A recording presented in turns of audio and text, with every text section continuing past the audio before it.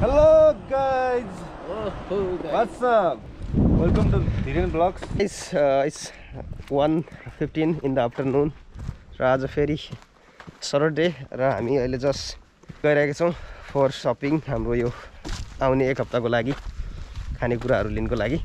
So आज सबभन्दा पहिला त यो दीपावली तिहारको सबैलाई शुभकामना र आज एकदम महत्त्वपूर्ण दिन हो फर अल नेप्लिज। यो दसैँ पछिको सबभन्दा ठुलो चाडपर्वको रूपमा मनाइने दिन आज। अब 2-3 दिन भनौँ स्पेशल दिनहरू, कुकुर तिहार, गाई तिहार, अब त्यसपछि भाइटिका, लक्ष्मी पूजा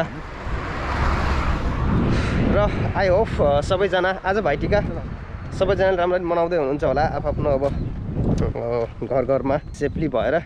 सो हामीले पनि नर्मली अब सेलिब्रेसन त हुँदैन यहाँतिर, कोरियातिर खासै अब जहाँ अब नेपालीको रेस्टुरेन्टहरू छन् त्यहाँतिर चाहिँ अलिक सेलिब्रेसन भइरहेको हुन्छ। सो अलाइट आज एउटा दोस्रो इभेन्ट पनि छ हाम्रो यहाँ, आज हाम्रो पार्टनरको बर्थडे पनि छ। सो आज हामी भाइटिका सँगसँगै अब बर्थडे सेलिब्रेसन पनि गर्दैछौँ र बर्थडे बोय यहाँ छ, his a birthday boy. So birthday भाइ पनि आज देख्न मिल्छ। सो बाँकी थोरै थोरै ड्रोन शट पनि हेर्न मिल्छ।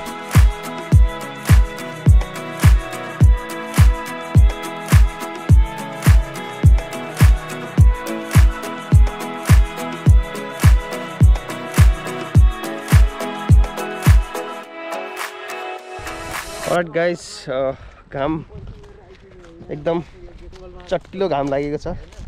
अगाडि दायाहरू मस्त कुरा गर्दै अगाडि बढिरहेछन्।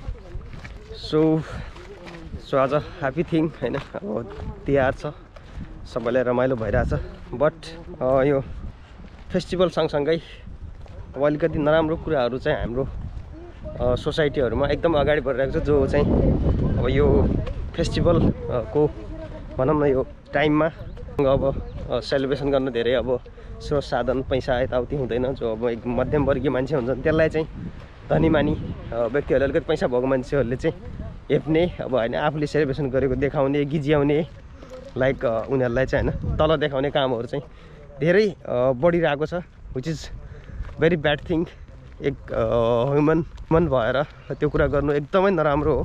सो आजदेखि यो कुराहरू चाहिँ प्लिज छोड्नुहोस्, सके हेल्प गर्नुहोस्, उनीहरूसँग रमाउनुहोस्। चाडबाड भनेको पारिवारिक जमघट र यो भेटेर एउटा होइन जे आफूसित छ त्यसैमा खुसी हुने कुरा हो।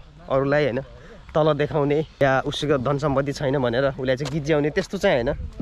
अब त्यस्तै गर्दै जाने हो भने समाज के को लागि होइन, अगाडि के को लागि बढ्ने, आफूलाई राम्रो कसरी देखाउने, सो त्यो कुराको कुनै महत्त्व नै हुँदैन।